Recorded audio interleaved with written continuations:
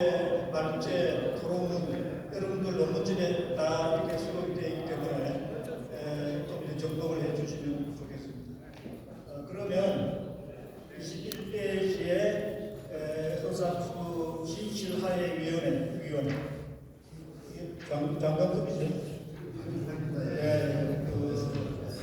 전 성공회대 교수를 하시고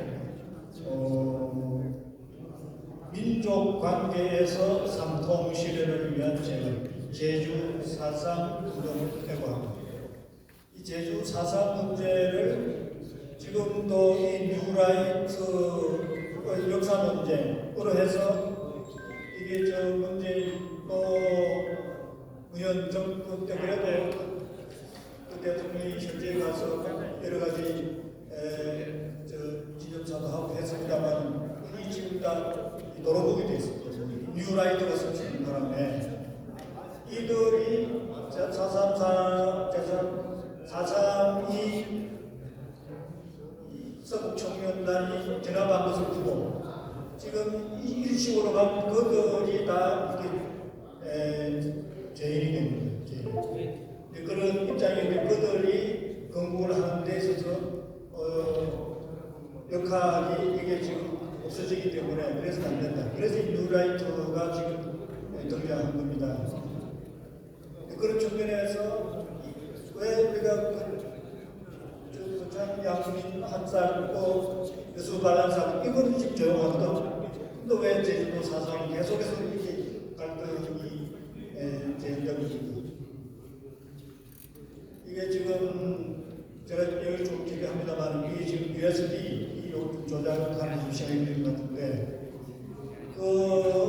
제주 4.3은 이 동네 사람들 간의 이 갈등이에요.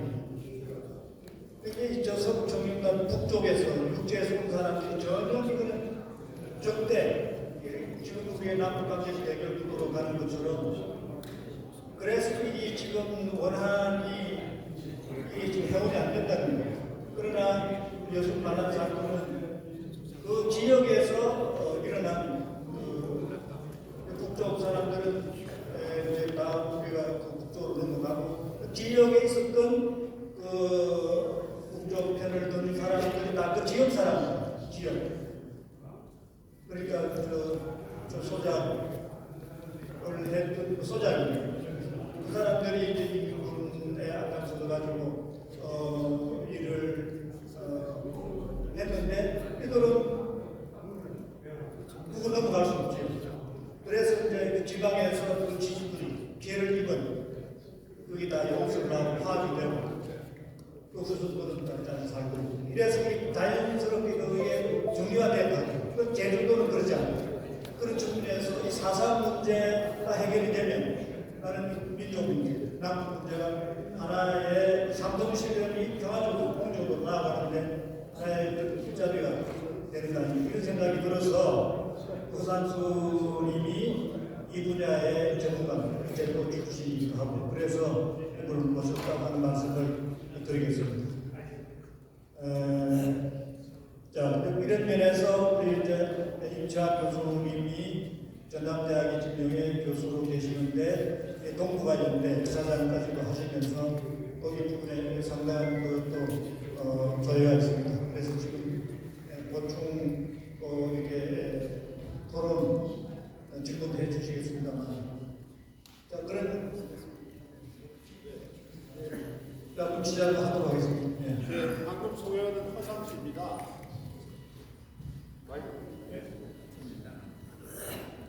네, 평소 존경하는 노태우 교수님이 그 국회 토론회 때 그 뉴라이트는 친일 매국노다 이런 취지의 토론회가 있었는데 제가 발표를 하고 그 양재엽 선생님 그때 좌장을 보셨는데 아마 그때 그래서 아마 저 두 사람을 불러가지고 이 논의를 시작하는 어떤 출발이 되었던 것 같은데 오늘 보니까 앞에 이제 김창년 이사장이 현재 돌아가고 있는 것에 대해서 정리를 했고요. 그다음에 어떤 개념 철학에 대해서 또 양재혁 선생님이 얘기를 하고 저는 이제 구체적으로 이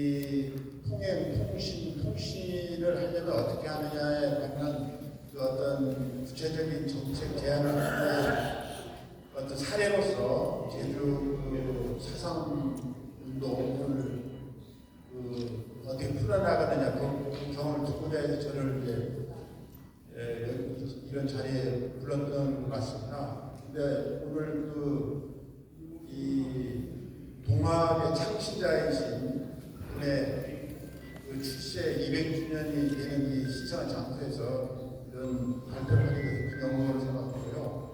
제가 또 그 4월 3일 관련한 일을 하긴 했지만은 저는 그 말석에서 어떤 선배들이나 친구 후배들하고 같이 그런 일을 거두면서 이제 제가 그때 오늘 이 자리에서 특히 강조하고 싶은 것은 이제 거리의 활동, 거리의 정치도 필요하지만 이 활동을 어떻게 하면 제도화할 필요가 있지 않겠는가.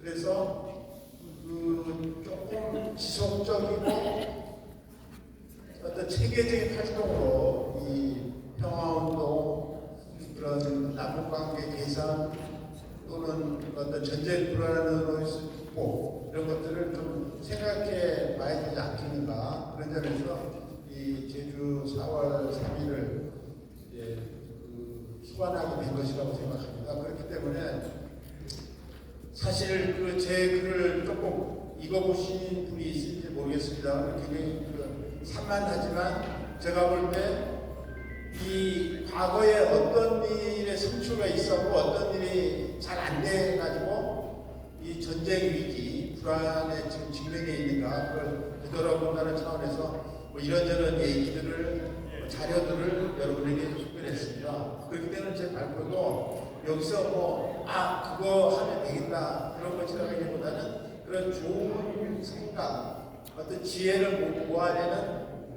어떤 출발, 그걸로 이 모임이 어떤 성과를 거둘 수 있게 되기를 바랍니다. 그리고 또 제 얘기 끝에 이 평화 활동 운동을 직접 하고 있는 공건수 대표가 구체적인 제안도 하기 때문에 그것까지 포함해가지고 최종적으로 오늘 소개 성과를 거둘 수 있게 되기를 바랍니다. 그래서 제가 볼 때는 이 큰 주제, 어떻게 민족 관계에서 통행을 실현할 수 있을 것인가, 그 어떻게는 이제 누가 언제 왜 해야 되느냐는 질문일 것이고, 그 다음에 또 이 주제를 선정할 때 노태우 교수님이랑 제안했던 다른 제목은 민족 관계라는 그런 어떤 관점, 그것이 없으면 이 통영 통신 통상 이 시간은 거의 불가능하다고 봅니다. 뒤에 이제 우리 다른 분이 발표를 하겠습니다만은 2023년, 24년에 걸쳐가지고 북한에서 너무나 충격적인 발언과 시책 제도를 지금 발표를 해버렸기 때문에 저희가 그 한해 이 분단 79년 내년 80년이 되는 그런 긴 시간 동안 고통받아왔던 것을 해결하기 위해서 쌓아왔던 그런 금잔탕 같은 성과들이 지금 다 무너진 상태라고 볼 수 있는 것이거든요. 그렇기 때문에 이 두 개의 적대적인 관계, 두 개의 교전 상태로 다시 돌아간다고 하는 말이 갖는 의미를 되새기고, 그건 아닌 상태. 우리가 이제 남북하면 형제라고 얘기하기도 하고 같은 조국, 같은 민족이라고 얘기하는데 그런 것으로 다시 되돌아가는데 그냥 막연히 되돌아가서는 안 되고 어떤 새로운 아까 이제 이 양재혁 선생님이 얘기한 것처럼 어떤 그런 깊이 있는 성찰, 고민이 있어야 얘기하는 것입니다. 한마디로 얘기하면 지금 이 북이 38도선 이남에서 얘기하는 우리 말과 같은 민족, 국가 또는 이제 그 관계 개선이라는 것이 그 내용이 전부 지금 달라져 있다는 것입니다. 그런 것에 대해서 깊이 생각을 해야 되겠고, 지금 여기 밑에는 잘 안 보입니다만, 그래서 지난 대통령 선거 기간에 이 대한민국 통일부 장관을 했던 사람이 이래서 통일부라는 말보다는 민족 관계국으로 바꾸면 어떻게 했냐 하는 말이 제한될 정도입니다. 그 말은 우리가 쉽게 말하는 그 통일이라는 말이 지금 현실적으로는 거의 불가능하다. 더구나 평화 통일 이것은 지금 거의 일패동의한 상태라는 것을 절실하게 느낄 때 이 논의가 새로운 출발을 할 수 있을 거다.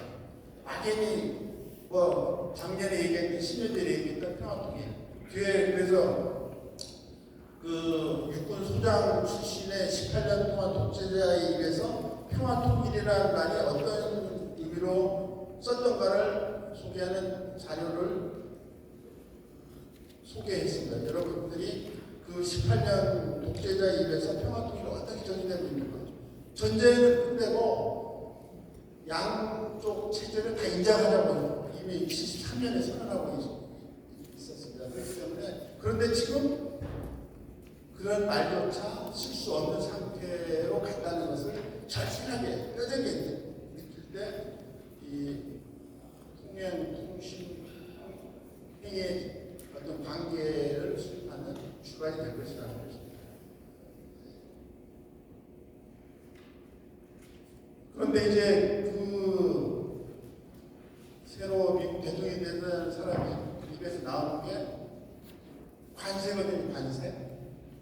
관세는 원래 그 19세기, 18세기 유럽에서 다른 나라 경제 활동을 할 때 어떤 그 국경을 넘을 때 일종의 수수료 같은 개념을 출발하는 것인데 지금 세계에서 가장 그 최고의 경제 대국이라고 하는 그 실권자의 입에서 다른 나라에 중국에 대해서 하는 거, 한국에 대해서 하는 것도 그런데 지금 바로 이웃 나라 캐나다, 멕시코에도 아주 높은 관세를 매게 된다는 상식 이상이에요.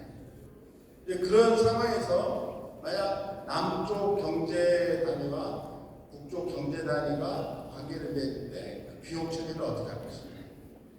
예전에 이미 무용지물이 되지만은 남북 협력법에 또는 기본 합의서에 특수한 관계라고 설정을 했는데 지금 그런 것이 참 백지화된다는 것을 절실하게 느낄 때 이 논의가 의미가 있을 것이라는 것입니다. 그렇기 때문에 자유왕래, 팩스 지금 중국 국경에 가서 부서져서 북한에 있는 부들의 통신도 된다고 하거든요. 근데 그런 것이 전부 지금 그런 거 하면은 북한 최근 헌법 그런 새로운 법들을 막 많이 만드는데 그거에 따르면은 무기 노동 교화형에 처할 뿐만 아니라 극형을 처한다고 그런 규정들을 계속 만들어낼 것입니다. 그렇기 때문에 우리가 지금 이 통신 통과를 논의할 때 짚고 나갈 것이 무지무지하게 많다는 것을 알아야 된다고 생각합니다. 그 다음에 그렇게 하는데 가장 큰 절벽이 바로 미합중국입니다. 아까 이제 노정선 교수님께서 많은 말씀을 했는데 거기에 따르면 느끼는 것은 미국은 단순히 배척하고 반대하고 거리를 둘까 아니지만 미국에 있는 양심 세력, 평화운동, 우리의 것들과 함께 할 것을 고민하라고 저는 들었습니다. 그렇기 때문에 그 얘기는 뭐냐? 미국은 우리가 보통 요새 신문에 회자되고 있습니다만 그런 음모가들, 군산복합체, 딥스테이트 그런 자들의 지배하는 사회이기보다는 굉장히 다양한 우리의 벗들이 있다는 것입니다. 그 벗들과 함께 할 수 있는 일이 무엇인가 그걸 고민해야 되기 때문에 미국에 대해서도 많이 알아야 되는데 대한민국의 미국 전문가가 저는 그렇게 많지 않다고 생각합니다. 제가 이제 4월 3일 문제를 보고 미국 책임을 묻기 위해서 미 의회를 방문할 때 예를 들면 이제 그 미 의회가 하원 상원으로 돼 있다는 것도 잘 모르고 갔을 정도니까요. 가서 하원 의회 사무실에 참모 비서진하고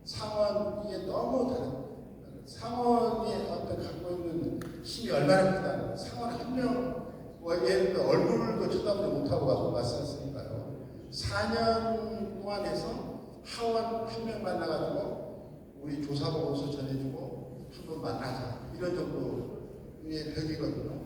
그런데 이제 코로나 때문에 그 내년 못하고 있습니다만 언젠가는 그 벽을 넘을 수 있을 것이라고 생각합니다. 그리고 또 최근에 여러 보고서나 주장에 따르면 미국은 그렇게 강력한 패권의 나라이기도 하지만은 부채가 많은 나라이고 재정 적자에 시달리고 있을 뿐만 아니라 그 예전처럼 어떤 그 대외 정책의 영향력도 예전 같지 않다. 예를 들면 트럼프하고 이제 그 북한 집권자와의 만남을 많이 예상하고 있지만은 그 사전적으로 굉장히 달라졌다는 겁니다. 그렇기 때문에 그냥 편지 한 번 가고 실무지 몇몇 협상에서 그렇게 단순한 상황이 아니다. 그거를 우리가 봐야 되는 거죠. 미국은 우리랑 처음부터 그렇게 아주 사이좋은 관계는 아니었다는 거죠. 그 다음에 또 분명히 이제 동학 창조자의 출세 200년이 가지만은 그러면은 이 동학이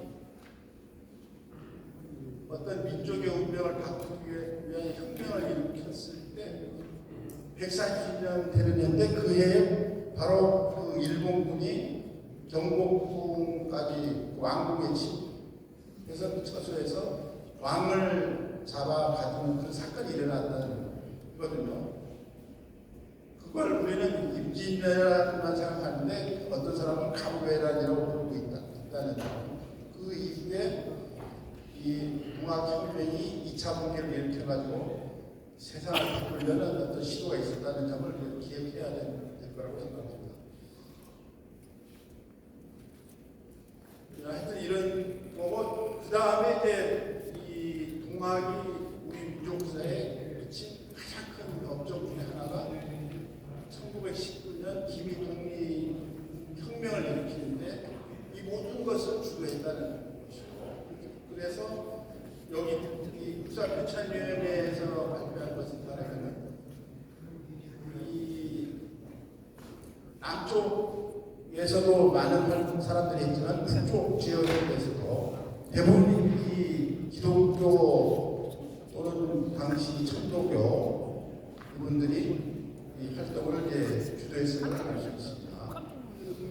그래서 제가 여기 이런저런 얘기를 하는 것은 이런 그 우리 어떤 민족이 정말 그 다른 외부 세력의 부당함에 대해서 아주 그 치열하게 어떤 싸워하고 또 그런 어떤 그 유전자 같은 것을 갖고 있기 때문에 현재 이 분단 이것을 해결하는 데도 어떤 많은 이제 그 어떤 잠재적 가능성이 있다. 그걸 이제 상기시키기 위해서 이런 말씀을 드리는 바입니다.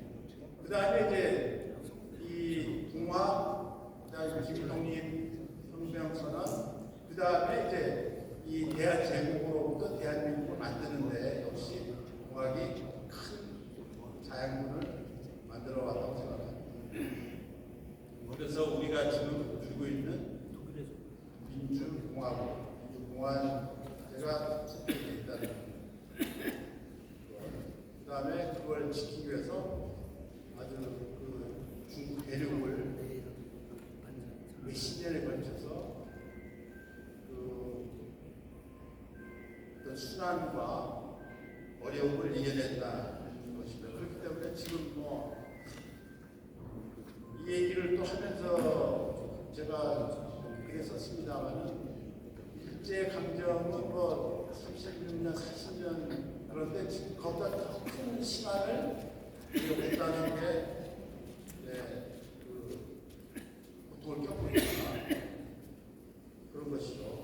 그리고 그 분단이라는 것은 원래 이 한반도가 아니라 일본이 해결하는 것 그리고 한반도도 그 연락이 여러 뭐 예를 들어 여기 보는 것처럼 이렇게 1943년 무렵에 또는 물론 이제 그 계획이었습니다만 45년까지 유효한 것이거든요. 그러다가 이제 하루아침에 분단이 됐는데 이 분단은 우리는 그냥 뭐 편에서 38도선이라고 하지만 사실은 우리 어떤 민족의 운명을 그 산산에게 찢어 밝히는 것과 같은 그런 고통을 지금까지 안겨주고 있고 그것이 전쟁으로까지 비화했다는 것입니다. 그렇기 때문에 그것은 그런 미소 강대국의 문제뿐만 아니라 우리 내부의 분열도 일정하게 작용했음을 좀 직시해야 되기 때문에 그것을 넘어서기 위해서 역시 우리 민족 안에 우리 안에 어떤 그런 정신적 장벽 이런 것도 넘어서야 되겠다는 것이죠. 한마디로 못했다면은 북한을 떠나온 우리 동포들에 대해서 이 남한 동포들이 갖는 그 시선이 그 독일이 통일된 이후에 그 동독 출신들과 구 서독 사람들이 갖는 것만큼이나 아직도 그 벽이 있다는 것을 말씀드리고 싶습니다. 동독 사람들은 그 통일된 거에 대해서 나름대로 이제 그 어떤 가치를 인정하는 그것을 향유하는 것처럼 그런 태도를 보이는 것에 비해서 서독 출신들은 그렇지 않다는 거죠. 마찬가지로 그 북한을 떠나온 우리 동포들이 어떤 경제적이거나 또는 이세에 대한 그 어떤 발전 가능성에 대한 태도를 이제 서울대에서 조사를 하는 것에 따르면은 이 북한을 떠난 사람들은 이 어쨌든 현재의 경제 제도나 자녀의 어떤 성장 가능성에 대해서 기대가 높은 데 비해서 이 남한 주민들은 그렇지 않다는 거죠. 이 얘기는 뭐냐면 이 자본주의에 대한 문제 때문에 한국에 왔다가 다시 이 한국을 떠나는 북한 이탈주의도 물론 있다고 합니다만 어쨌든 간에 앞으로 그 설사 어느 시기에 독처럼 시장처럼 통일이 온다고 했을 때 북한 주민들은 과연 100%, 120% 포용할 수 있을 것인가. 그렇기 때문에 저는 이 통신 자유와 그런 남북 관계를 어떤 새롭게 발전시키고 또 그것을 만들어가는 과정에서 굉장히 중요한 그런 과정이 될 것이다. 그런 말씀을 드리고 싶습니다. 이게 이제 그 1948년 공기가 일어나가지고 이승만과 이군정이 그 남긴 그 어떤 살육의 그 피해를 이제 색깔로 표시한 것인데요. 제주시에 가면 노영궁이라는 데 보면 여기 한 마을에서만 537명이 피해를 입은 것이죠. 그 다음에 이제 제일 부담 많은 데가 이제 그 수리 삼촌의 무대라고 할 수 있는 북촌리. 그러니까 이것을 보여주는 것은 말하자면 이제 지금도 그런 사람들이 있습니다만 사상하면 뭐 반란이니 호동이니 하는 그런 무지막지한 낙인의 시대를 우리 그 시민들과 제주도민들과 그 피해 유족들이 노력을 통해서 특별법을 만들고 진상규명을 하고 그래서 뭐 2, 3년밖에 안 됐습니다만 뭐 많지는 않지만 대한민국 정부로부터 이제 그 배상에 준하는 이제 보상을 받고 있습니다. 그 첫 출발이 바로 그 저희가 이제 그 1988년 78년에 처음으로 사건 일어난 지 40년 만에 서울에서 토론회를 갖고 그 다음에 한 10여 년 뒤에 1996년에 처음으로 제가 이 운동 정치에서 제도화가 필요하다. 말하자면 특별법을 만들어서 진상규명하고 어떤 회원 상생 또는 어떤 공존, 뭐 치유 이런 걸 모색해보자고 해서 법안 매천 제안하고 불과 제가 특별법을 제안해서 정말 기적과 같이 3년 만에 1999년에 이제 특별법을 여야 합의로 통과를 시켜서 지금과 같은 이제 우리나라 화가청산 이기정의 하나의 어떤 큰 성과의 하나로 자기백임을 하게 되었는데요.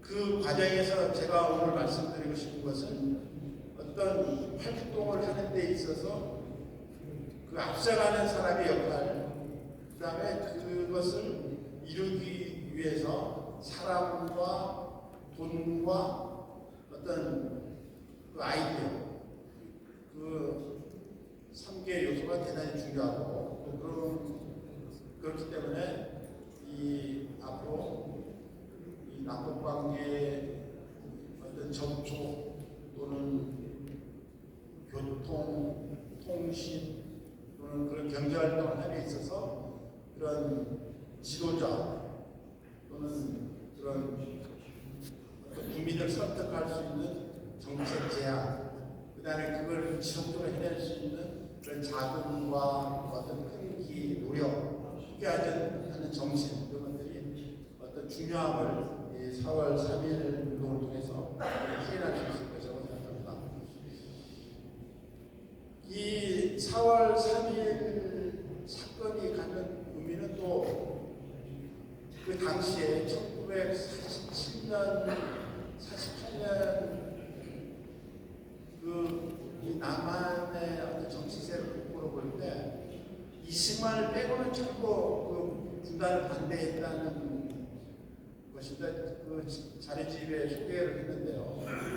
그 얘기는 뭐냐면 이승만이 얼마나 그 나쁜 사람인가, 문제적 인물인가에 대한 이해가 필요하다는 것입니다. 지금도 대구에서는 이제 이승만 뭐 동상을 세운다고 그러고 현재 그 뉴라이트라고 불리는 그 새로운 친일 반민족 세력들이 이승만 키우기를 하고 있는데 그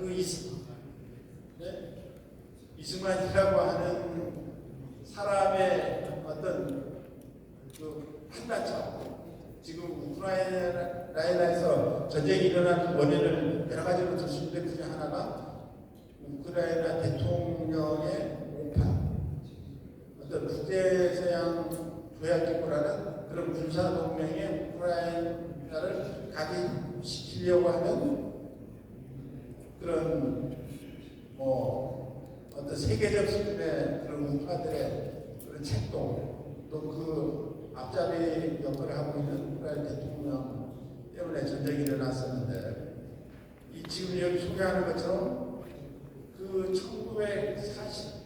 1946년서부터 뭐 반쪽이 되더라도 그러니까 분단이 되더라도 이 좋다는 식의 활동을 계속해서 이승만이 전쟁을 자초한 측면도 없지 않나. 그 결과가 지금 소개하고 있는 것처럼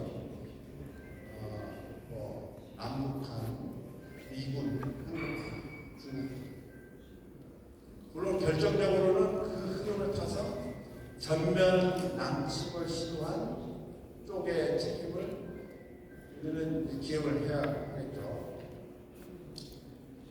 자, 그 이후에 지금 80년 가까이 세워가지고 한국은 냉전, 탈냉전, 신냉전을 겪어왔고 지금 우리 기록 발표에서 나온 것처럼 60년대 제한전쟁, 그 다음에 미국이 제3세계에 걸친 집요한 저항도 전쟁, 그리고 그 사이에 제가 그 자료집에 이런저런 얘기를 했습니다만 70년대 90년대, 2000년대 남북한 접촉과 또 합의 너무나 놀라운 것이죠. 그거를 시행만 됐으면은 전쟁의 공포를 벗어날 수 있는 우리 미래 세대에게 남북 관계의 어떤 새로운 미래를 구정할 수 있었는데 아까 이제 김찬희 의원은 2018년 합의에 하나도 하지 않았다고 했는데 뭐 그렇게 볼 수도 있는데 예를 들면 이제 그 화살머리 고지에 남북한 유해 발굴이라든지 전혀 하지 않은 건 아니죠.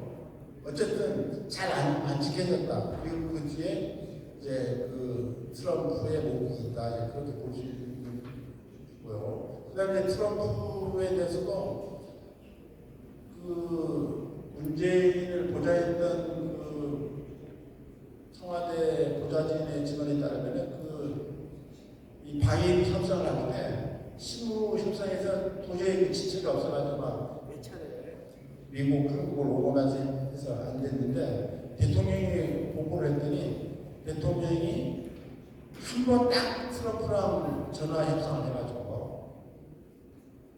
트럼프가 그 미국 실무자들 요구하는 것을 자기네들 말로는 상당히 방일비 협상에서 선방을 했다. 그런 것이거든요. 그게 뭐냐면 얼마든지 트럼프하고 이제 이 한국이 하게 달려 있다는 것입니다. 그런 점에서 또 지금 앞으로 예상되는 지점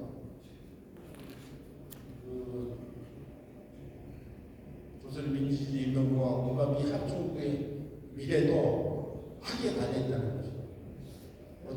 대체적인 관측은 대한민국은 패싱할 것이라는 것인데 앞으로 대한민국이 어떻게 하느냐 그것도 역시 대한민국 주권자들이 또 하게 달려있다고 생각합니다. 시간이 없기 때문에 그렇게 하려면은 제가 오늘 계속 여러분들이 지루하게 얘기를 했으면 그런 어떤 역사에 대한 이 분단이 어떻게 이루어졌나 그걸 알아야만 분단을 넘어설 수 있을 것이라고 보고요. 또 북한이 겪고 있는 북한 외에 정말 죽기 살기로 핵무력을 완성하기 위해서 노력을 하고 있나. 그리고 지금 북한이 겪고 있는 그런 내부 사정. 예를 들면 이런 겁니다. 통일원이나 탈북자들 인물을 통해서 전해오는 거니까 신뢰할 수도 있고 뻥일 수도 있는 것인데 평양 시내 주민들의 상태와 국경선 쪽에 있는 사람들의 상태가 많이 다른 차이가 있다는 것입니다. 그렇기 때문에 북한에서 들려오는 예를 들면 아까 이제 굶어 죽었다. 굶어 죽은 게 예전에 어떤 사람은 100만 굶어 죽었다고 막 하고 그랬는데 생각을 해보시죠. 2,600만 북한 주민들이 있는데 거기 100만이 죽었다면 난리가 나지 않겠습니까? 그렇기 때문에 이 북한에 대한 어떤 소식, 뉴스 이거에 대해서는 항상 출처를 따지고 어떤 우리의 상상력이라든지 어떤 그걸 분석할 수 있는 게 좀 필요하다. 그래서 이제 저는 많은 사람들이 이제 그렇게 되기를 바라는데 저는 2018년 9월 싱가포르 회담에서 한 정도만 합의를 하고 조금이라도 더 이해이 되는 방향으로 진전되더라고요. 굉장히 많은 평화 문화가 조성될 것이라고 와서 여기 이걸 소개를 했는데요. 새로운 북미 관계 수립을 약속을 했는데 실제로 새로운 북미 관계의 어떤 새로운 페이지를 열 수 있도록 해야 하는데 그럴 때 대한민국 또는 대한민국 주권자들은 우리들은 어떻게 할 것인지 생각을 해봐야 한다는 것입니다. 자, 북한을 이해할 때 유엔과 미국과 일본, 우리까지 북한을 많이 이제 대북 제재라고 되어 있는데 사실은 고사시키겠다는 거고 이 미국의 전통적인 이 공산주의 군사 전략의 아주 그 정점이 이 대북 제재라는 것이고 국제연합이라는 기구를 통해서 뿐이지 실상은 이 2005년에 방북 델타 아시아은행 예금 동결 같은 경우에는 남북 관계 개선을 정면으로 부정하는 또 방해하는 그런 활동의 일환이었다는 것이 이제 증명되어 있고 그 다음에 이제 다 깨졌네요. 우크라이나 얘기만 하고 마무리하겠습니다. 지금 이제 왜 우크라이나 얘기를 할 수밖에 없느냐면 러시아와 우크라이나가 싸우는 나라인데 제3국의 병사가 들어가는지 안 들어가는지 지금 한국 국정원은 들어간다고 해서 얘기를 하고 있는데 또 어떤 시각에서는 뻥이다. 예전 60년대 베트남 전쟁이 일으킬 때 미국이 자작극을 벌인 토킹과 사킹 같은 것이다. 그런 얘기고요. 바로 여기 스나포스트라는 쿠스크 지역에 여기 러시아에 있는데 우크라이나가 이제 지금 점령 통제하고 있다는 알려진 지역에서 전투가 극심하게 이루어졌는데 제가 6월 말에 바르샤바를 며칠 갔었는데 그 지역을 보면 아주 대평화이고 우크라이나는 유럽의 식량 창고와 같은 지역이거든요. 그렇기 때문에 이 러시아와 우크라이나를 빨리 일단 휴전 상태 또는 우크라이나 중립화 이런 해결 방향으로 가지 않는 한 그것이 중동을 거쳐서 대만을 거쳐서 한반도에까지 그 전쟁이 먹구름이 올 가능성이 있다고 하는 그런 사람도 있기 때문에 그 400여일 만에 중동 일부 지역에 그 휴전이 일어나는 것처럼 트럼프의 뜻대로 이 지역에 일단 총선이 먹기를 바라는 뜻으로 소개를 했고 그 다음에 이 대한민국의 문제 이 뉴라이트의 본질 중에 하나가 바로 아까 얘기한 것처럼 이승만 띄우고 바로 그 50년대 반공주의를 사실은 벽에 깔고 있다는 것입니다. 그렇기 때문에 그리고 그 연장에 북한에 대한 어떤 새로운 어떤 무리수 그런 것이 예상되고 있기 때문에 이 용산의 투자는 그 김태효의 어떤 머릿속을 우리가 좀 해봐야 볼 필요가 있고 이 김태효가 바라보는 반미주의에 관한 것을 자료를 보면 잠깐 소개를 했습니다. 여러분들이 이 넉가진 투과 권력을 어떻게 이 주권자의 이름으로 규탄하고 속된 말로 쫓아낼 것인가 이런 거에 대해서 좀 더 깊은 고민을 해야 하지 않나 생각합니다. 그래서 이 바이든 기시다 그리고 이제 그 용산 거주자의 우리는 보통 한미 동맹이라고 얘기하는데 그 본질이 군사 동맹일 것이라고 저는 보거든요. 그리고 그 다음에 트럼프, 이시바, 윤석열의 이 3자 어떤 새로운 가능성 이것을 또 우리가 좀 요구하고 주장을 해야 되지 않겠나 그런 생각을 합니다. 그리고 아까 벌써 두세 번 언급했습니다만 트럼프는 4년 전의 트럼프가 아니듯이 그 4년 후에 북한 실권자 역시 여러 가지 상황이 달라졌고 또 하나 추가하고 싶은 것은 이제 최근에 그 트럼프는 이제 그 어떤 단일 헤게모니 시대의 주역이었다면 지금 세계가 다극화되고 있다. 러시아의 푸틴도 있지만은 중국의 시진핑 그리고 예전에 제3세계라고 불렸던 그런 비동맹 세력들이 어떤 브릭스 더하기 뭐 몇십 개 나라 뭐 이런 등등에서 대한민국 우리가 하는 건가 그걸 좀 생각해 봐야 될 필요가 있다. 끝으로 우리들은 뭐 당연히 앞으로 통일을 해야 된다고 생각하지만 그것을 바라는 사람보다는 뭐 분단 뭐 어때 이런 것들이 많다는 것이 현재 조사 결과입니다. 그러니까 통일이 필요하다는 것은 2008년에 59.8%에서 31.9%로 줄어들었고요. 필요 없다는 16.1%에서 35%로 늘어났다는 겁니다. 이런 조건에서 우리가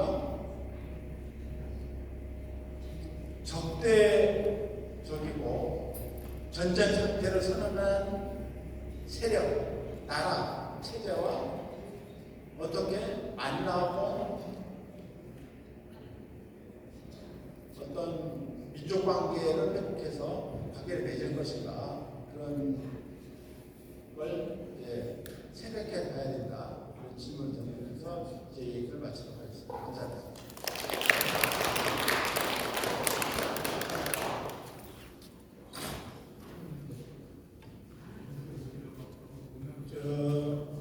시간이 많이 갔습니다. 우리 허상수 박사님을 모시게 된 아까 문제제기는 아까 설명을 드렸는데 거기에 대한 그런 삼통실을 위한 전략적인 문제적인 내용은 잘 지금 이렇게 명확하게 제시되지는 않았습니다만 그러나 전반적인 우리가 발표를 통해서 또 원문집에 잘 정리가 되어 있습니다. 그 내용을 보고 여러분들이 바꾼 전략을 한번 공부하는 그런 계기로 해서 대신하는 걸로 하고요. 그리고 지금 이제 토론회 유지한 말씀 하시겠습니다만 미리 광고를 드리면 여기 계신 분들은 한 분도 빠지지 마시고 또 세미나가 끝나면은 우리가 대청마을에 식사를 하려고 하니까 식사 대접을 우리 여기 지금 화를 보내준 조규면 의열단장 및 한국독립당 이 단수가 지금 나와 계십니다. 조규면 우리가 단장님 나와 계세요? 저 뒤에 있는데 저분이 고단 조만식 그 선생의 협철손입니다. 이분이 식사 대접을 이렇게 해주기로 했으니까 그렇게 하시고 끝까지 자리를 좀 지켜주시고 한편 제가 이 시간을 좀 이렇게 제안을 하고 싶어도 그러나 말할 수 있는 기회는 우리가 줘야 된다. 제가 세미나 참석해 보면 너무 의식주의적으로 흐르는 것 같아요. 그래서 가능한 하고 싶은 준비된 그 생각을 좀 필요할 수 있도록 그렇게 시간을 제가 드리고 있으니까 그래서 지금 내 얘기를 했지만은 조금 시간을 우리가 청도교 동민회 같은 식구들 이런 그 단속이기 때문에 양해를 구할 수 있을 것 같습니다. 그런 의미에서 조금 늦게 한 6시 반쯤 끝나더라도 이해하시고 자리를 지켜주십시오. 배터리 잘 끼우셔야 될 것 같아요. 배터리 빠졌었어요. 자, 우리 교수님 무슨 안녕하세요. 이렇게 뵙게 돼서 반갑습니다. 저는 전남대학교 정치외교학과 명예교수로 있는 임채원입니다. 앞에 허상수 박사님께서 3.1운동부터 시작을 해가지고 4.3을 통해서 그리고 현재까지 이렇게 역사적으로 잘 정리를 해줬는데 제가 거기에 대해서 일일이 이야기하는 것은 다 논평을 하기가 어려워서 원래 4.3에서 30페이지에 31페이지 지금 자료집에 이야기를 할까 하다가 그래서 그까지 하게 되면은 내가 그 20분 동안에 이야기를 다 할 수가 없을 것 같아서 53페이지에서 56페이지까지 있는 3통 실현 방안에 대해서 5가지로 허상수 박사님께서 제시하는데 거기에 대해서 삼통을 어떻게 실현할 것이냐 하는 문제에 대해서 제가 고민을 한 사항을 제시를 했습니다. 오늘 그 이야기 중에서 전혀 나오지 않는 이야기가 우리가 그 한민족 그렇게 이야기를 하게 되면은 대한민국 그다음에 조선민주주의인민공화국에 살고 있는 북한 사람, 남한 사람 이렇게만 이야기를 하는데 꼭 그 방법만 있냐? 이 두 집단은 엄청나게 이 대결을 하고 있기 때문에 그럼 이대로 보면 계속 냉전 구조에서 우리가 살아야 되나? 우리가 노력을 해야지 통일이 되지. 노력도 안 하면서 쳐다보고 있으면서 어떻게 하겠지 이렇게 해가지고 되겠냐. 그래서 제가 평소에 연구를 해왔던 여기 제목 자체가 한인 디아스포라 이 사람들하고 이런 이야기를 하면은 좀이라도 해결 방법이 있지 않겠는가 이런 생각이 들어서 그 삼통에 관련시켜가지고 그 제안을 그렇게 하겠습니다. 그래서 집중해서 한 10분 정도 것이 한 10분에서 20분인데 10분 안에 정리를 하도록 하겠습니다. 한국이 세계적으로 가장 잘하는 일이 뭐예요? 세계적으로 아주 잘하는 것이 예? 아니 구체적으로 이야기를 해보시죠.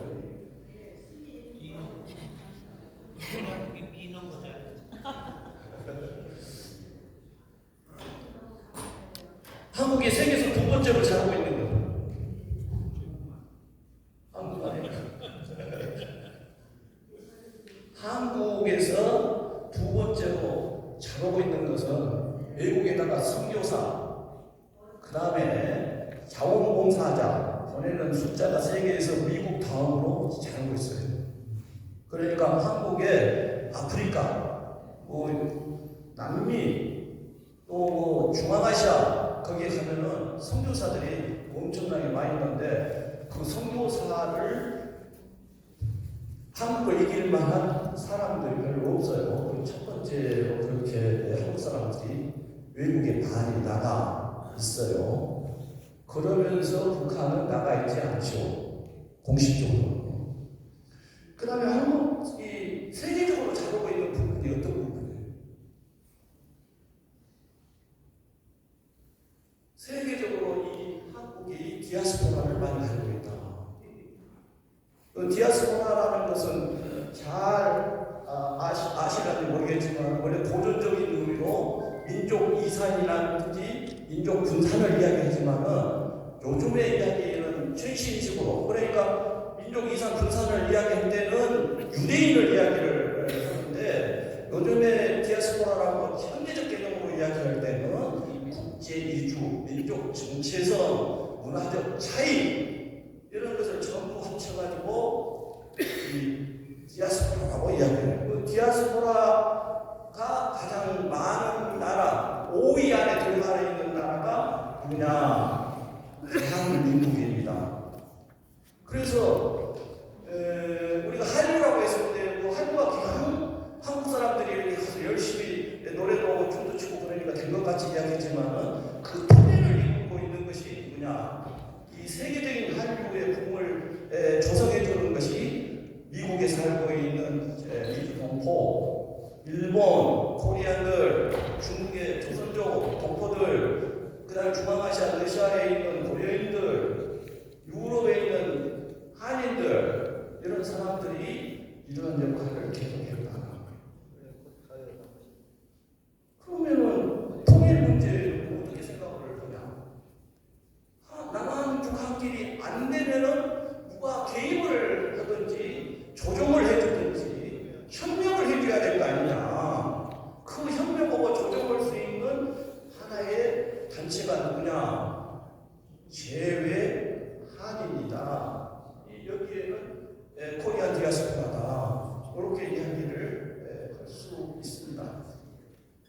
이쪽에 그 브라지보스톡에 가면은 그래서 집중해서 제가 이 이야기만 하고 마무리를 좀 하도록 그렇게 하겠습니다.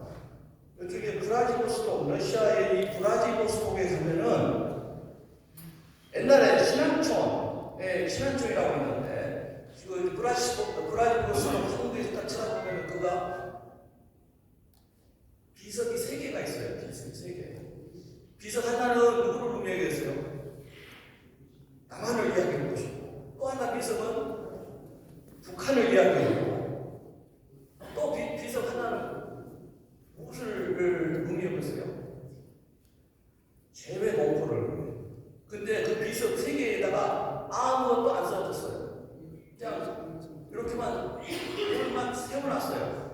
그럼 언제 쓰려고 하냐? 통일된다고 했어요. 역사를 지금 쓰면은 그 역사가 가짜잖아요. 억지 쓴 사람이 너무 많아가지고 한국 역사를 너무 이 왜곡을 시켜나니까 중국에서도 일본에서 떠나서 왜곡을 계속 시키잖아요 지금. 그 왜곡시키는 이 사람들은 대한민국 사람인가 이런 생각을 교훈적으로 더 보면서 처음에는 좀 불평이 많이 있어요 저도. 그 돌을 세계를 세울 때 쓰셔야 될 거 아닙니까? 이렇게 주장을 했는데 나중에 몇 번이고 거기를 왔다 갔다 하면서 딱 봤더니 안 써난 것이 더 좋겠구나. 진실된 역사를 기록하겠구나 그렇게 생각을 했습니다. 이 디아스포라 가지고 세계적으로 성공한 국가가 뭡니까?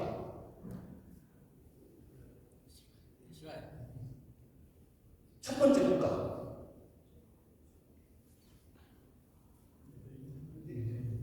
첫 번째가 중국입니다. 네. 중국이라는 나라 정확하게 이야기하면 20년, 30년 전에 역사 속에서 한국한테 아보고 그랬던 나라들 역사에서 세계 역사에서 처음으로 한국 사람한테 절도 하고 웃으면서 같이 협력하면서 투자하고 그렇게 허거댕긴 사람들이 30년 전에 중국의 모습이었어요. 근데 지금은 한국 사람들이 인사하러 가요. 너무 기분 나쁘게 30년으로 끝나서 기분이 나쁘죠. 중국 사람한테 큰 소리 치고 손가락질 보고 이렇게 오라고 가라고 할 때가 그 30년 전 이야기죠. 그때 중국이 지금처럼 이렇게 성장하고 그 원인이 바로 무엇이냐? 자기들이 개방 지역을 때 투자한 사람들이 있는데 그 엄청난 돈을 투자한 사람들이 있는데 그 사람들이 화인 화교죠. 그래서 자기 투자 FDI라고 하는 걸 점령하고 투자한 사람들의 80%가 바로 화인 화교예요. 그래서 유명한 재벌, 홍콩의 재벌들이 뭐라고 이야기하냐면 중국 이 체제 망하면 이 돈 다 뺏길 것인데 가서 투자하느냐? 아니다. 그래도 중국 땅에 돈이 있지 않겠냐? 그러면서 재벌들이 투자를 해줘서 지금은 50%.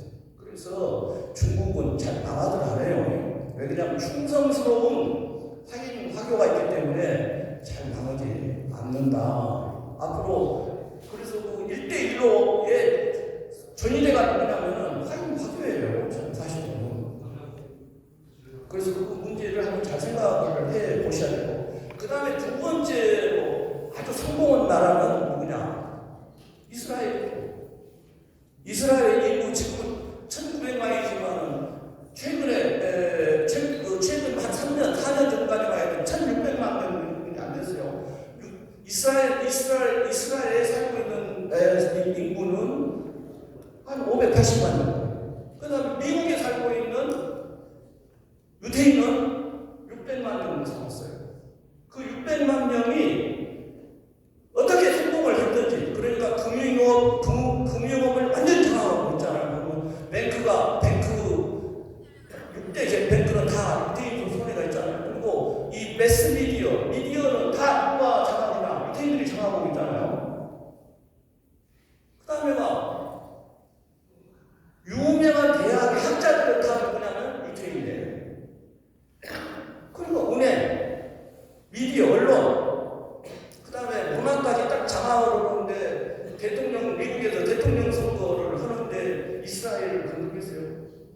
당시나 이스라엘 좋아한 적이 여러 번 있었어요. 그 교수들하고 이렇게 왔다 갔다 하면서. 그런데 요즘에는 뭐 가자 짓거리에서 좀 이상한 짓거리를 너무 많이 해가지고 요즘에는 매력이 좀 떨어졌지만 어찌됐든 이 600만 명의 인구를 가지고 세계의 이스라엘을 이렇게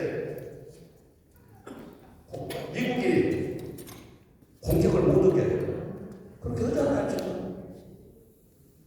우리는 지금 어떠냐? 그래서 세계적으로 성공한 나라가 두 나라가 있고 더 성공한 나라가 있는데 그 나라가 뭐냐? 아일랜드는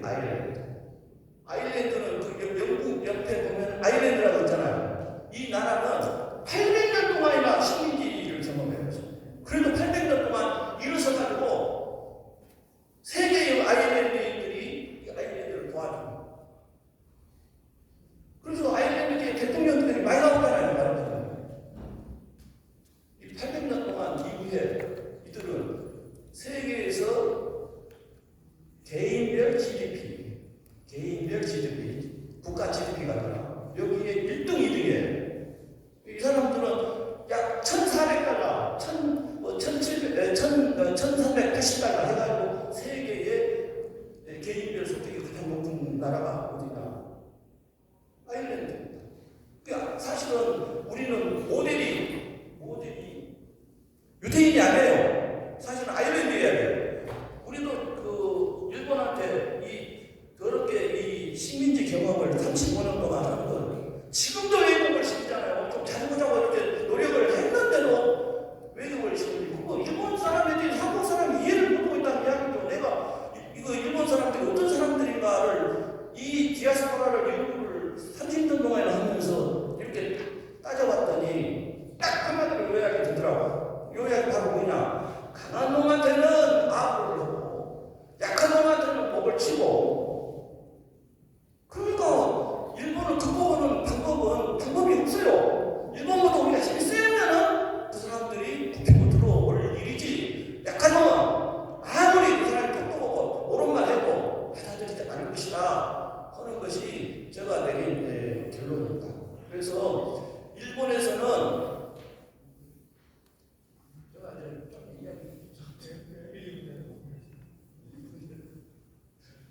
일본에서 한국의 무국적자들이 사실은 지금 독립된 국가잖아요. 한국이 세계에는 좀 창피한 이야기지만은 지금 한국의 무국적자들이 한민족의 무국적자들이 너무 많아요. 첫 번째 무국적자가 누굽니까? 사일이 1945년 일본이 패망하고 그 사일에 살고 있는 그 교포들이 4만 명 이상이 되는데 4만 명은 북한도 안 간다, 남한도 안 간다. 무국적자로 지금까지 살았어. 지금까지 국적이 없이. 지금 또 무국적자가 누가 있냐면 우크라이나에서 살고 있는 사람들 5만 명이 그쪽에 무국적자로. 이번에도 뭐 1,300명이 한국에 들어왔잖아요. 1,300명. 그래서 그 1,300명에 대해서 800명, 900명 이들의 항공료를 대준 사람이 한국 사람들이에요. 그리고 나머지 이제 한 400명은 그 안산에서 이렇게 도와주고 그 돌아간 사람들은 30명뿐이 없어요. 근데 돌아가서 지금 국적이 없는 사람들이 한국에 들어가서 나가도 모르고 근데 한국에서는 이들에 대해서 제대로 해결을 안 해요. 아니 이 사람 그 한민족이면은 한민족답게 해결을 해줘야 될 거 아니야? 유태인들 어떻게 해결하냐? 모든 유태인은 이스라엘 국적을 취득을 자기를 갖다 풀어놨어요. 그럼 어떤 첫 번째는 누가 보면 유태인이냐? 자기 어머니가 유태인이면 유태인이다. 거기에 따라서 유태교도 유태인이 될 수 있도록 돼 있어요. 근데 우리는 애매하게 이 개념 정의를 해가지고 뭐라고 그냥 3세대까지만 한민족이다, 한인이다 취급을 그런데 하다가 애기들이 울고 한국에 살다가 학생들이 고등학교, 중학교 학생들이 살다가 눈물 나고 그러니까 간다고 한국에 쫓아내 그냥 4세대라고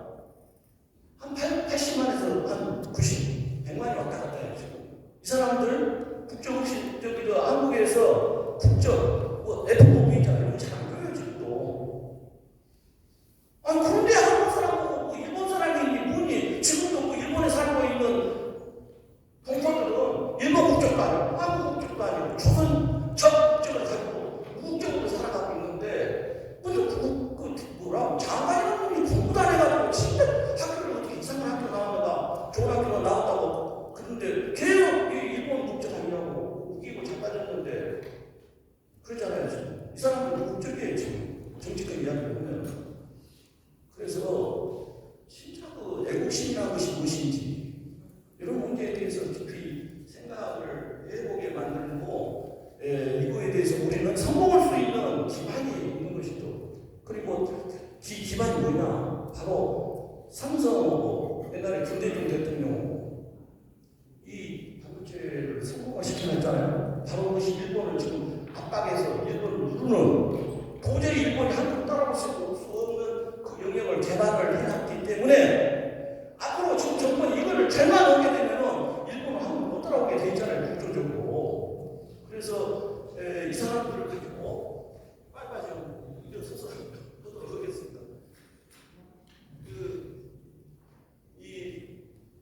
이 통일 문제, 남북 협력 문제, 이걸 어떻게 해야 되나 하는 것을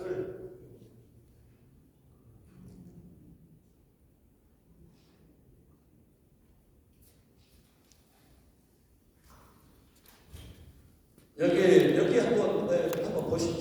여기 11월 18일 날 나와 있는 그 중앙일보에 나와 있는 또 광고동이 써있잖아요. 동포청에서 그 내용을 보면은 국민들이 좀 잘 알으셔야 되는데 여기 보면은 하와이, 중남미 독립자금을 맞아요? 17달러 받아가는 거 하와이에서 그 중에서 1달러, 2달러를 내가 독립운동한 사람 맞아요. 여기에 그 대표적인 사람이 이승만 들어가고 그다음에 했던 사람이 이승만이 이거 걷어가지고 독립운동 보냈다 안 보냈다. 아무튼 이제 하와이에서 했던 그 이승만 행동을 보면은 진짜 재평가를 해야 되는 사람인데 어쨌든 그다음에 파도 이거 맞는 말이잖아요. 파도 광고. 그다음에가 제일동포, 제일코리아, 자이민지. 제일동포가 이겁니까 지금 진짜로 독립운동 하면서 생명을 걸고 외교적으로 한 것이 독립운동입니까? 진짜 독립운동은 무장투쟁 아니겠어요? 전쟁을. 그 무장투쟁, 중국에서 했던 무장투쟁, 연해주에서 했던 무장투쟁, 이것이 바로 무엇이냐? 포츠담 선언에서 한국이 독립국가임을 국제적으로 인정받은 대목이잖아요, 말하자면. 근데 거기에서 했던 사람들은 왜 빼냐고, 이것이. 이제 나중에 집어여가지고 이제 과거에 해결나가 모르겠지만, 전문가가 봤을 때 왜 미국 쪽에 있는 일본 쪽에 있는 사람만 독립운동 하고 그 목숨을 걸고 했던 사람들은 왜 이렇게 역사 속에서 계속 저평가를 하냐 이거예요. 내가 친일파다 그러면 나는 그 사람을 올려주겠어요. 올려줘야지 친일파가 대우를 받을 거 아닙니까? 근데 이 방법으로 해가지고 계속 지금까지 이렇게 내리치기 하다 보니까 얼마나 그 독립운동 오면서 왜냐면 나는 20년, 30년 동안 그쪽에 조사를 했기 때문에 그 사람들이 어떻게 피눈물나게 살았는지 너무 잘 알기 때문에 하는 말입니다. 독립운동 해놓고 이 친일이다 아니다, 공산당이다 아니다. 그 당시에 공산당이 빨치산이고 그 개념이 무엇이에요 사실. 그러니까 진짜 국민들이 공부 열심히 해야 된다 하는 생각이 들고 그 다음에 죄송합니다. 말이 길죠. 이 삼통은 이 소삼통 해가지고 중국에서 1981년도에 중국이 대만한테 썼던 말입니다. 그때 썼던 말이 통상, 통망, 통우 이 세 가지로 썼던 말이고 대만이 누구로는 나는 우리는 협조하지 않겠다. 그리고 대화도 하지 않겠고 타협도 하지 않겠다. 그럼 계속 압박을 이러니까 대만이 제2차로 산물정책을 내는데 그것이 바로 무엇이냐? 우리는 통일도 안 하고 독립도 하지 않고 우리는 무력 개발도 하지 않겠다. 그러나 이제 선물이 이렇게 이루어지냐면 2000년 1월 1일부터 지금 이루어지고 있다. 그런 이야기고요. 한국에서는 어디서 이루어졌나? 한국에서는 이 삼통정책이라는 것은 1991년 그때 눈물바다가 됐던 우리 민족 육창기가 우리 민족 찾기 거기에서 나왔던 이야기인데 우편 교류를 하자. 그 다음에 전화 소통을 하자. TV 시청을 하다. 이것이 한국에서 제시했던 삼통정책. 그리고 이 1907년에 삼통이 제한대통령의 통신, 통행, 통관 이것이 개성공단 이루어지면서 통관을 하나 집어였죠. 그 다음에 2016년 2월 16일 날, 20일 날 바로 이 개성공단이 중지가 됐고, 그 다음에 이 용어를 같이 썼던 사람들이 주로 통일부, 그 다음에 학계, 정책연구기관에서 주로 썼는데, 제가 자료를 찾아봤더니 여기 이 원탁에 의해서 아주 주로 많이 사용하고 있더라고요. 그러니까 시민단체는 삼통 이야기를 잘 아는데 유일하게 지금 이야기하는 원탁에 의해서 옥수수 남북교류협력 전략 이것을 한번 이야기를 하면서 삼통 이야기를 했고, 그 다음에 이 홍보 전략, 그 다음에 대대적인 캠페인 전략을 걸린다든지, 그 다음에 기회문제 전략, 그 다음에 민족 자주 통일 강화, 세계 한민족 네트워크 이렇게 하면서 이 원탁위에서 삼통 이 문제를 끄집어내가지고 신행헌법도 있고 구두헌법도 있고 그렇다. 그래서 시민단체가 할 수 있는 것, 정부에서 삼통운동 할 수 있는 것과 시민단체, 시민사회단체에서 할 수 있는 것, 그것 중에서 이렇게 나와 있는 것 중에 우리가 할 수 있는 것은 지금 여기입니다. 무국적 한국, 지금 무국적 한국에 관련된 사람은 지금 한 10만 명 왔다 갔다 할 거라고 지금 보고 있어요. 북한에서 탈북자들도 지금 무국적자가 사실은 상당히 있죠, 지금. 그리고 아주 기분 나쁜 것은 미국에서 우리 입양아들을 많이 데리고 가가지고, 자기 입양아들 부모가 책임을 지고 이것을 미국 시민으로 등록을 해줘야 되는데 등록을 안 해버려가지고 이 숫자가 지금 엄청나게 많아요. 이런 것까지 하면은 아까 말한 7만 왔다 갔다 할 것 같은데 그 사람을 한국 국적 주제 만들어줘야 돼요. 이것은 돈 챙겨. 이것은 지금 세계에서 10등 안에 들어가는 문화국문에 그래가면서 이런 짓거리를 하고 있으면 안 되죠. 그래서 이 무국적 한인들에 대한 모금운동을 통해서 이 사람들에게 한 민족으로서 프라이드를 갖게 한다든지, 지금 고려인들 보니까 이 차세대가 얼마냐면 40%가 넘어요. 근데 여기에 대해서 전혀 조사 연구가 안 돼 있어요. 지금 한 10년이 넘겠고. 그래서 이 지금 원탁위에서 여러 가지 네트워크 하고 그러니까 이 이런 프로젝트를 10억짜리, 20억짜리를 해가지고 제대로 세계에 있는 이 차세대, 고려인이든 하인이든 앞으로 이들이 통일운동을 어떻게 할 것이냐 하는 문제를 관련시켜서 제대로 된 이 조사 연구를 한번 해야 될 필요가 있다. 그 다음에 이 글로벌 디아스포라 네트워크 포럼도 개최를 제가 이것을 한 3억씩 이렇게 받아가지고 하다가 지금 못 오고 있는 상태입니다만은 이 아까 유태인들, 아일랜드, 중국 하인 화교, 세계 베트남 이런 사람들 전부 선거 이게 해가지고 한번 이 개념마다 대규모로 4박 5일 동안 여기서 그 토론을 하다 보면은 코리안 디아스포라들이 어떤 역할을 할 것인가가 명료하게 되면서 또 이들을 지도하는 국가가 될까 하니까 이 세계 디아스포라의 국제적인 조직을 만들어낼 수 있는 그 발판이 바로 뭐냐면은 이 글로벌 디아스포라 네트워크 포럼이다. 이렇게 이야기를 할 수가 있고, 그 다음에가 이 세계 통신 문제에서는 소통에서 다 빼고 세계 평화 공동체 네트워크 포럼도 이걸 한번 조직을 필요가 있다는 생각이 듭니다.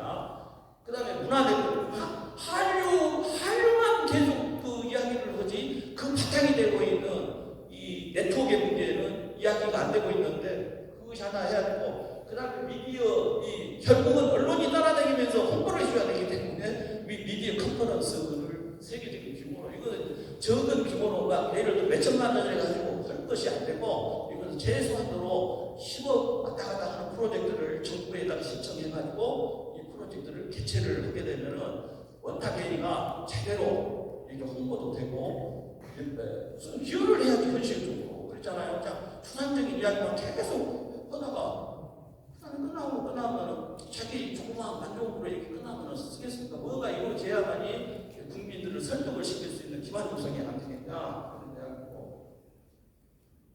그 다음에가 가장 큰 문제가 지금 다루고 있는 통상 문제. 이 통상 문제 중에서도 지금 이것도 세계 한상대의 원래는 근데 이 상원이 하여튼 이상해요. 중국의 중국 한상대회가 있거든요. 중국에서는 이 화인할 때 화자를 화상대회 때 한국은 한상대회 그랬어요. 그런데 이번에 와가지고 이 한상대회 하는 것은 중국 단가, 기분 나쁜가, 어찌가 나는 게 주축인데 비즈니스 대회라고 30년 동안이나 지속됐던 26년 동안이나 지속됐던 것을 딱 글자 비즈니스라고 영어식으로 바꿔놨어요. 지금. 그러니까 원래 한상대회. 이거는 아주 잘 되고 있어요. 그 다음에 세계 경제인대 이런 거고 지금 이야기하는 원탁회의하고 공동 개최를 하게 되면은 상당히 이 경제적인 문제, 문화적인 문제, 그 다음에가 미디어 이 세계가 따라다니면서 오기 때문에 상당히 효과를 많이 볼 수 있는 부분입니다. 그래서 재배 동포의 역할은 이 통일 환경의 특성자, 그 다음에 평화 공존, 동북아의 평화 공존. 그리고 가장 기분 나쁜 것이 뭐인지 아십니까? 이번에 그 우크라이나하고 러시아하고 전쟁을 때 러시아에서 온 그 동포들 코리아인들하고 우크라이나에서 온 코리아인들하고 둘이 만나면 우리 평화 이렇게 그냥 그럴 것 같아요. 이 사건이 코리아인들끼리 충돌이 일어나더라고요. 자기는 한민족이라고 이렇게 분명히 이렇게 못을 박아줘야 되는데 그것을 유권 해석을 해주는 사람이 없어요. 한도 아니고 시민한테는 아니고 그러다 보니까 자기들끼리 나는 러시아 팀, 나는 우크라이나 팀. 이거 무슨 짓거리인지 딱 우리가 봤을 때 우리가 그런 모양을 남북한 관계에서 성립되면 안 되죠. 세계의 제국주의가 됐든 강국이 됐든 이런 나라 앞에서 한민족은 뭉쳐야 되죠. 공동체를 이루어야 되죠. 그래야만이 제대로 통일도 되고 그러지 않겠냐. 네가 잘났다, 나 잘났다. 우리가 싸워서 그 먼저 그러냐고 말이야. 이런 일이 있었는데 자기들도 살아가면 러시아 국민은 러시아 독도는 러시아 편들고 우크라이나 편은 우크라이나 편들고 막 그랬어요. 말하자면 그 다음에가 남북 서로 관계의 이해를 돕는 매개체 역할을 할 수도 있다. 그 다음에 경제교류의 가교 역할도 할 수가 있다. 그 다음에가 인적교류, 군계 역할도 할 수 있다. 이 사람들은 북한 다 가지고 있기 때문에 그렇잖아요. 우리는 못 가지만 그 사람들은 다 미국 국적, 러시아 국적, 중국 국적 다 갖고 있기 때문에 친척도 많이 있기 때문에 언제든지 가기 때문에 이런 역할, 그 다음에 문화교류 역할 이런 역할을 할 수가 있다. 마지막으로 세 가지로 마지막 정리를 한국 헌법에 정부례가 어떻게 되어 있냐면요. 독립, 민주, 평화, 통일 이 3대 정신이 명확하게 천명이 되어 있어요. 사실은.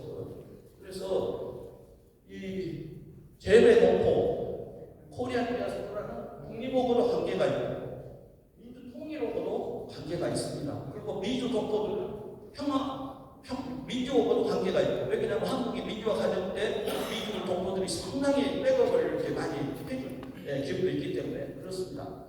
그 다음에 마지막으로 우리가 베트남이라는 나라를 너무 무섭게 알았는데 요즘에 베트남에 하고 있는 외국 디플맷 외교, 대남 외교 여기 보면은 미국하고도 친하고 중국하고도 친하고 러시아하고도 친하고 한국하고도 친하고 다 친해요.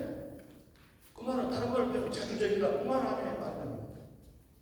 누구한테 의존하는 거 거기서 지 것이 안 되더라. 지가 쟁취를 노력해서 쟁취를 얻는 것만 자기 것이 되는 것이지 너무가 해준 거 아무리 내가 인생 지금까지 살아왔는데 너무가 이거 대신해준 거 그것은 지 것이 안 되더라. 그러니까 그분에 대해서 깊이 생각을 좀 하셔야 되고 그래서 내가 생각했던 것이 한국은 그건 무슨 외교해야 되냐 소나무 외교 소나무를 한번 찾아봤더니 독야청천을 모아주세요. 독야청천, 절제, 시조 이것이 바로 소나무가 상징하는 의미고 그리고 한국에 소나무가 너무 많이 자라잖아요. 그러니까 소나무 외계처럼 여기저기 붙지 말고 딱 중심을 잡고 이렇게 해서 마무리를 마치도록 하겠습니다. 감사합니다. 박사님께서 한 말씀 더 하시겠다고 하니까 또 한번 들어보도록 하시죠. 네,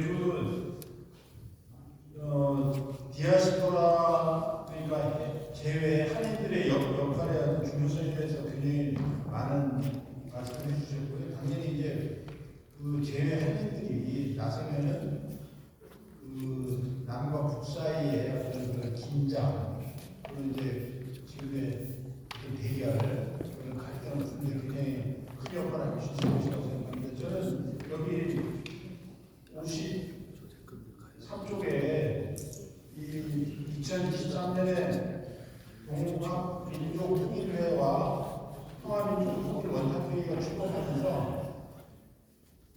14개 위원회에 250인이 넘는 사람들이 참여를 해가지고 출범을 했거든요. 그래서 이 14개 위원회가 지금 제외 한인들과 같이 완전히 새로운 시대의 주인으로서